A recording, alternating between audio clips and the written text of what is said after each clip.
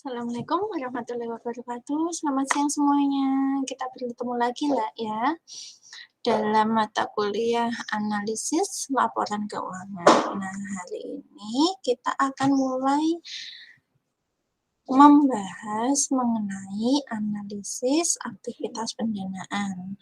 Nah, aktivitas pendanaan berarti dari mana sumber dana yang dipakai perusahaan itu yang dapat dimanfaatkan untuk kegiatan operasional perusahaan.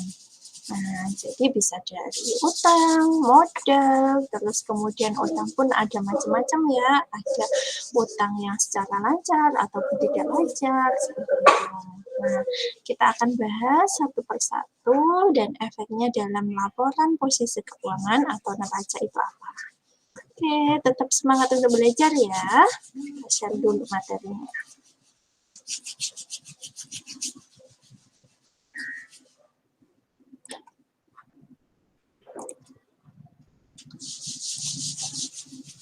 Nah, kita akan kembali lagi belajar mengenai analisis laporan keuangan bab 3 mengenai analisis aktivitas pendanaan. Nah, aktivitas pendanaan yang pertama diperoleh dari liabilitas atau kewajiban.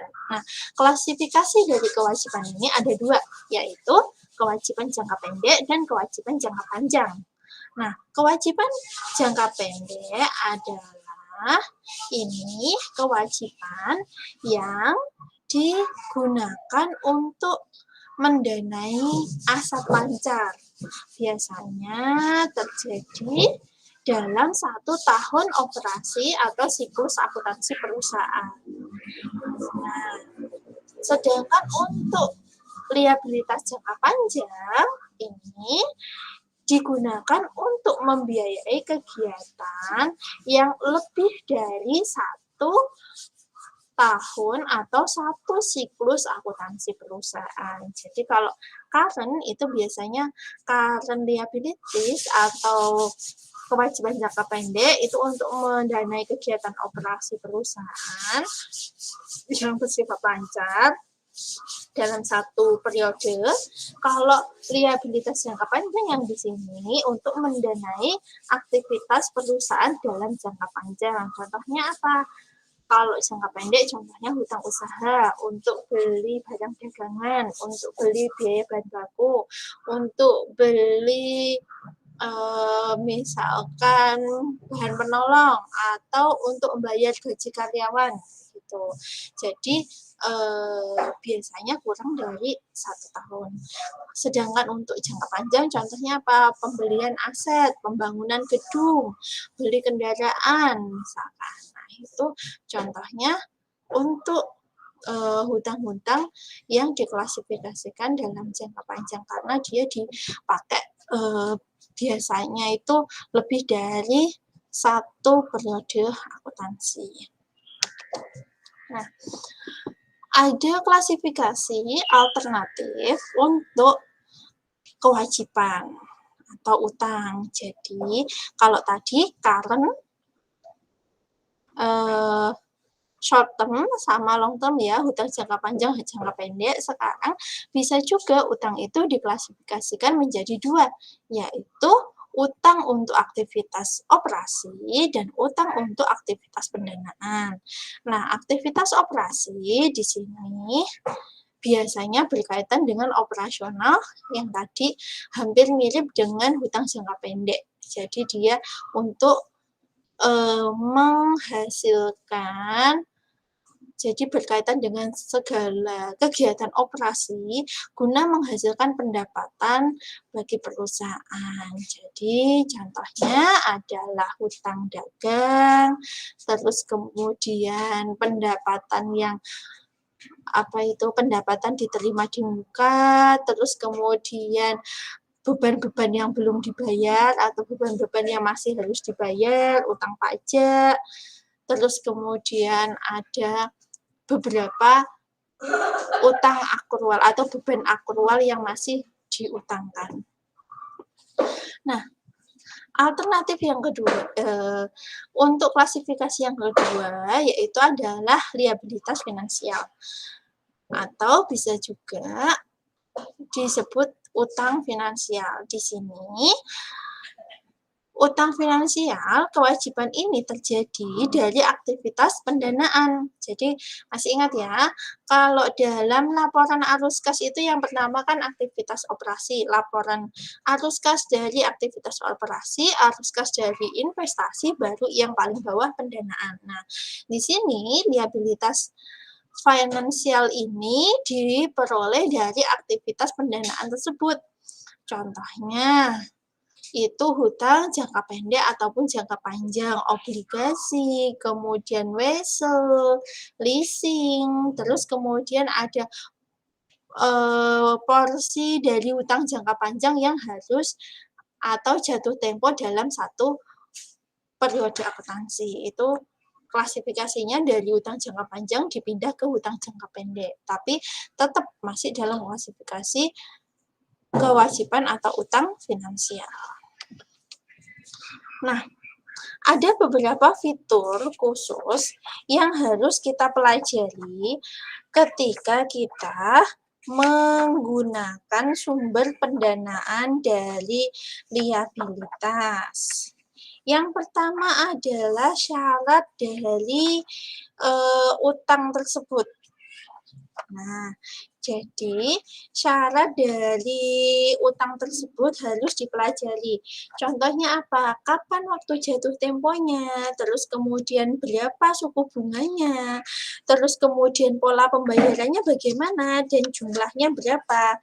Kenapa ini penting? Karena utang itu bisa mempengaruhi likuiditas dari sebuah perusahaan. Kalau likuiditas perusahaan buruk, maka kegiatan operasional kemungkinan akan terkendala. Nah, kalau terkendala dalam kegiatan operasional, otomatis kita akan kesulitan mencari sumber pendanaan yang lainnya. Gitu. Mau jual saham juga nggak laku, mau mengeluarkan pinjaman lagi juga nggak bisa, kegiatan operasionalnya macet. Nah, itu akan berdampak pada adanya likuidasi atau kebangkrutan. Nah, terus kemudian yang kedua adalah restriksi atau pembatasan. Nah, pembatasan pemakaian sumber daya dan pelaksanaan aktivitas bisnis. Nah, ini biasanya ketika misalkan kita mencari pinjaman dari bank. Nah, di situ kita kan harus menanggung beban bunga, terus kemudian kita harus membayar angsurannya setiap periode. Nah, pihak bank itu biasanya juga memberikan pembatasan, oh untuk pengeluaran-pengeluaran besar jangan, kenapa? Karena berisiko sehingga nanti khawatir gagal bayar, sehingga biasanya ada komitmen dalam perjanjian itu, ada pembatasan-pembatasan tertentu yang diminta oleh pihak bank ataupun pihak yang lainnya yang memberikan utang kepada perusahaan kita. Terus yang selanjutnya adalah kemampuan dan fleksibilitas untuk memperoleh pendanaan yang selanjutnya.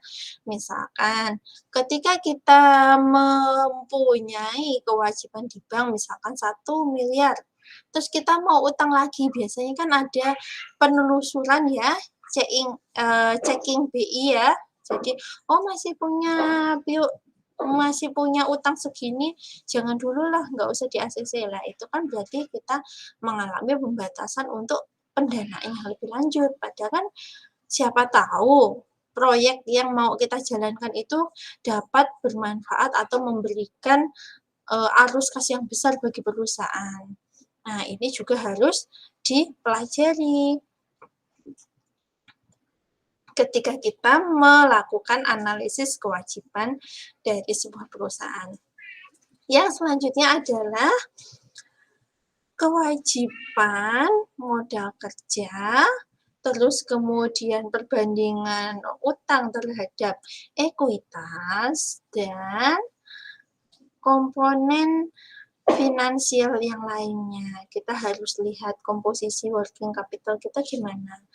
Penandingan antara modal sendiri, ekuitas, dengan kewajiban itu lebih besar mana.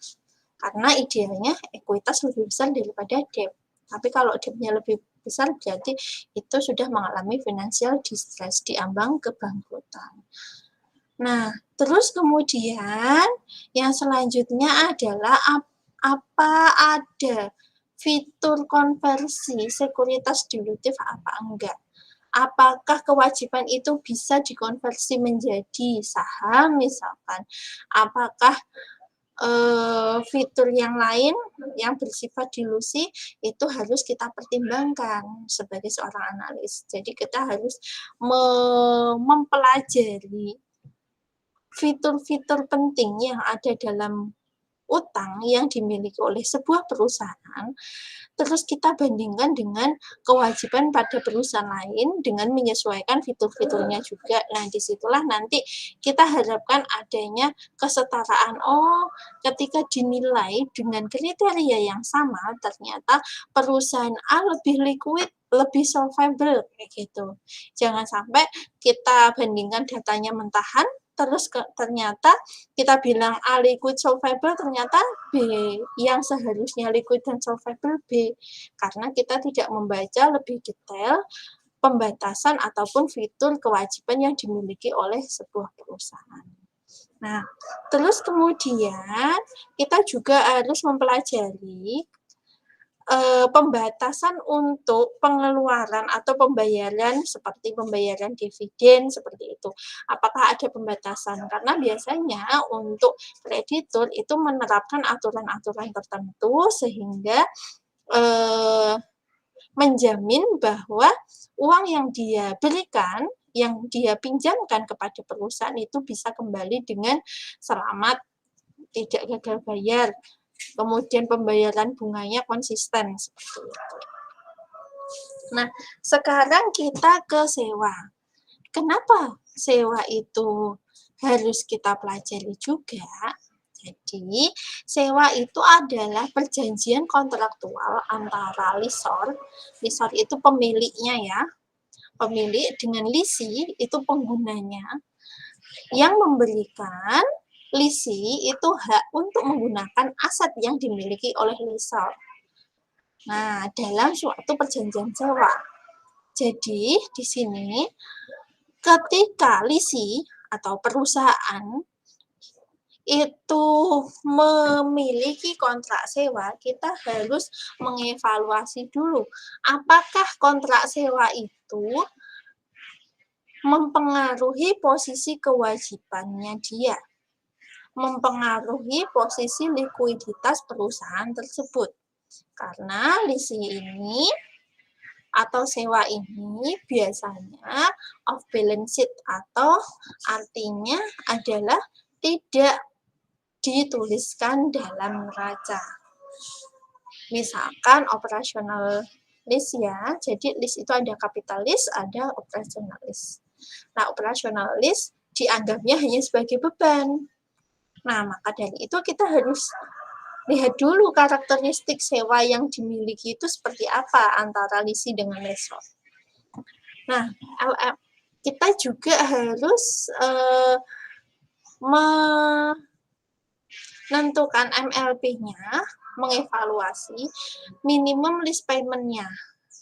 Nah, jadi kita ketika membaca laporan keuangan itu, kita akan cek pembayaran minimal dari lisi kepada lessor berdasarkan kontrak itu berapa. Karena ketika lisi itu membayar lessor, misalkan 90%, berarti nggak boleh diakui sebagai operasional list. Kenapa? Karena kalau operasional list, sewa itu hanya menjadi beban secara periodik. Tapi kalau kapitalis itu seperti kita membeli aset secara kredit. Seperti itu, karena 90% kepemilikan aset itu ada di tangan lisi. Dia bisa membeli ya, dia mungkin memiliki opsi membeli di akhir periode, maka dia tidak boleh dikeluarkan pencatatannya dari neraca off balance sheet. Kenapa? Karena pada akhirnya dia mendapat tambahan neraca, mendapat tambahan aset dan sebenarnya dia juga memiliki beban kewajiban, sehingga dia harus mencantumkan aset sewaan dalam klasifikasi aset tetapnya di bagian kanan, bagian kewajiban atau liabilitas. Di sisi liabilitas dia harus mengakui adanya utang sewa. Nah, terus kemudian di sini seperti yang saya jelaskan ya, tadi lease atau sewa itu ada dua klasifikasi, yaitu kapitalis sama operating lease. Nah, untuk kapitalis ini adalah sewa yang mentransfer secara substansial semua manfaat dan risiko kepemilikan kepada lisi.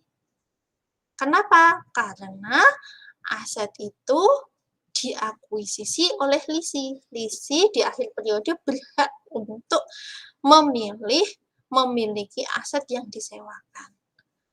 Nah, jadi ini nih secara standar akuntansi, perlakuan dari transaksi pendanaan ini adalah sewa diklasifikasikan dalam akun kapitalis. Nah, ada beberapa kriteria yang harus dipenuhi. Yang pertama, lease. Jadi, sewa tersebut mentransfer kepemilikan dari properti kepada lisi pada akhir kontrak sewa. Nah, kalau ada hak untuk mentransfer kepemilikan, berarti tidak boleh diakui sebagai operating lease. Dia harus masuk ke dalam kategori kapitalis. Yang kedua, sewa mengandung opsi untuk membeli properti pada harga yang menguntungkan. Ya, berarti itu juga harus masuk di kapitalis. Yang ketiga, syarat sewa adalah 75% atau lebih dari estimasi umur ekonomis properti itu ada di lisi. Misalkan saya sewa komputer umur ekonomisnya 5 tahun, saya nyewanya 4 tahun, berarti itu nggak boleh diakui sebagai sewa operasi, harus diakui sebagai sewa pendanaan atau kapitalis. Terus yang keempat, present value dari persewaan tersebut atau pembayaran minimum sewa pada awal kontrak sewa adalah 90% atau lebih dari nilai properti atau nilai fair value, nilai wajar dari properti yang disewakan. Tuh, jadi kalau memenuhi keempat kriteria ini, dia tidak boleh masuk dalam klasifikasi operating lease. Dia harus masuk klasifikasi kapitalis. Nah, lalu apa operating lease? Operating lease itu adalah sewa selain kapitalis, selain sewa pendanaan, di mana ini lisi hanya membayar biaya sewa yang paling minimal. Seperti itu. Dan beban sewa ini nantinya akan masuk dalam laporan laba rugi secara periodik. Nah, pengungkapan sewa dan pendanaan di luar neraca off balancing. Nah, pengungkapan sewa, jadi lesi harus mengungkapkan yang pertama, pembayaran minimal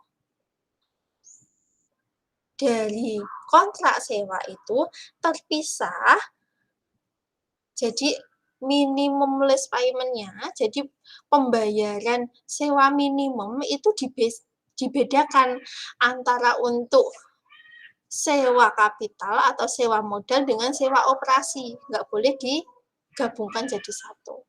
Nah,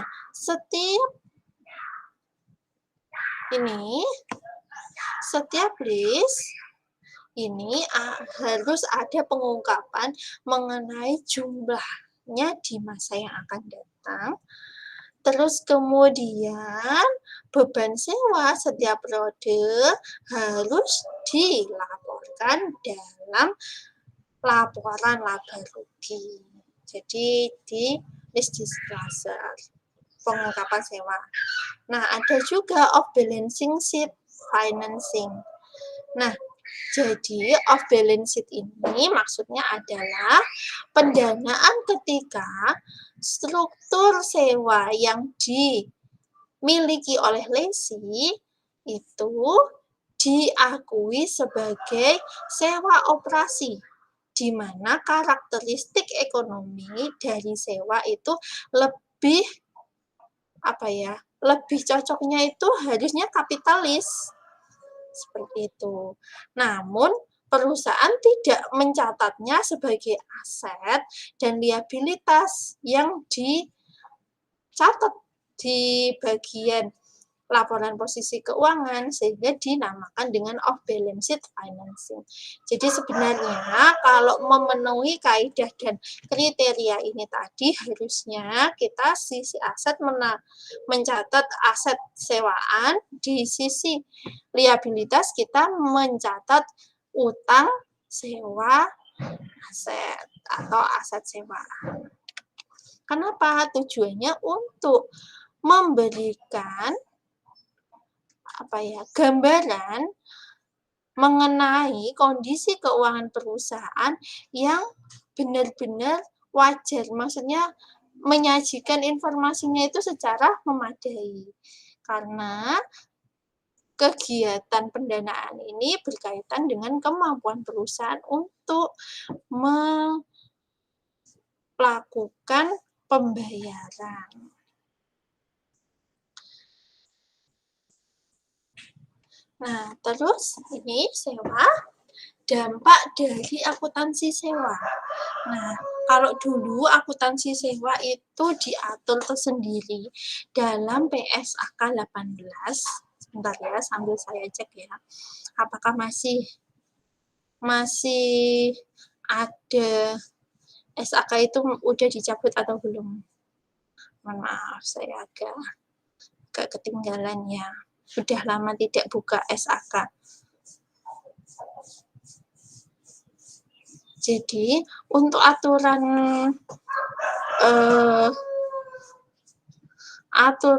akuntansi sewa ini dulu diatur tersendiri dalam PSAK 18. Nah, sekarang ini, itu untuk PSAK 18 itu untuk manfaat dana pensiun ya, manfaat dana pensiun. Nah, dana pensiun itu juga masuk sebagai salah satu komponen dari liabilitas.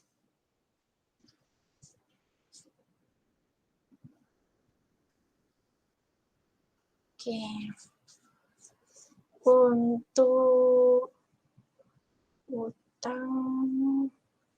utang tidak diklasifikasikan secara eksplisit sendiri, mungkin masuk dalam instrumen keuangan.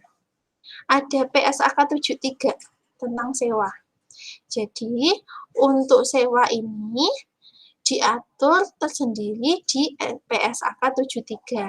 Nah, sedangkan untuk liabilitas yang tadi kita bahas di awal itu diatur dalam instrumen keuangan. Nah, nanti yang selanjutnya manfaat dana pensiun itu diatur dalam PSAK 18.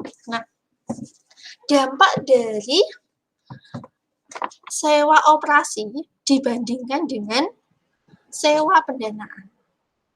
Nah, sewa operasi akan mengakibatkan understate liabilitas. Jadi, liabilitasnya seharusnya misalkan liabilitas yang sebenarnya itu 5 juta, tapi yang dicatat di laporan posisi keuangan hanya 4 juta.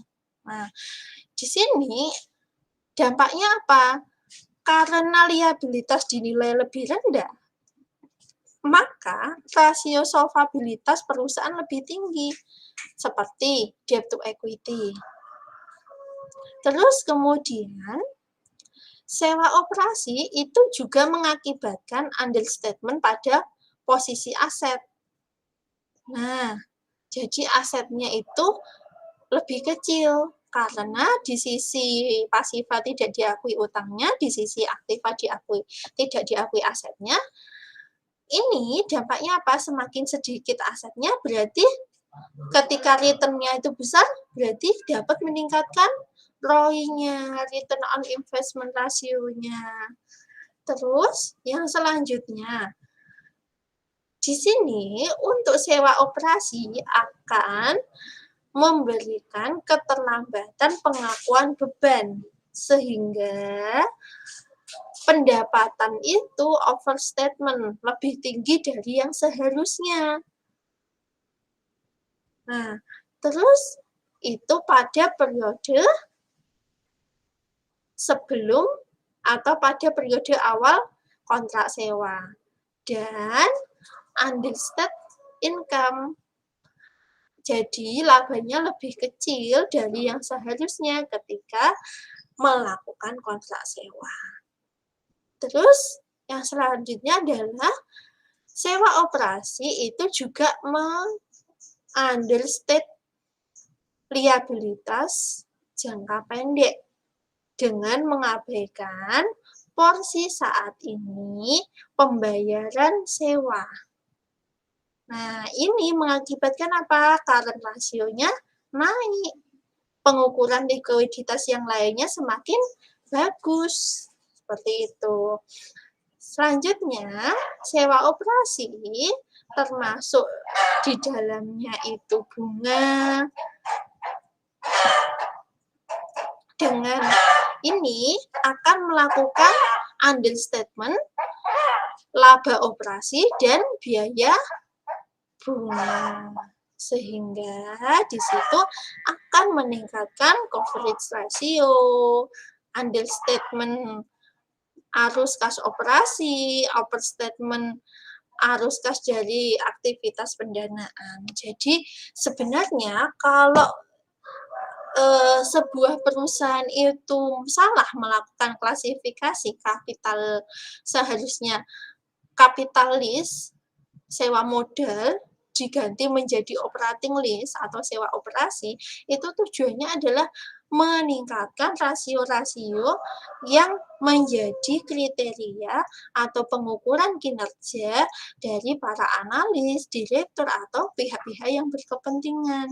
Kenapa? Karena tidak dicatat dalam neraca of balance sheet, sehingga dia bisa menaikkan rating atau kinerjanya. Namun itu sebenarnya tidak boleh secara akuntansi ya. Jadi sepanjang memenuhi 4 kriteria yang pertama kita bahas tadi, harusnya dia diklasifikasikan sebagai sewa modal.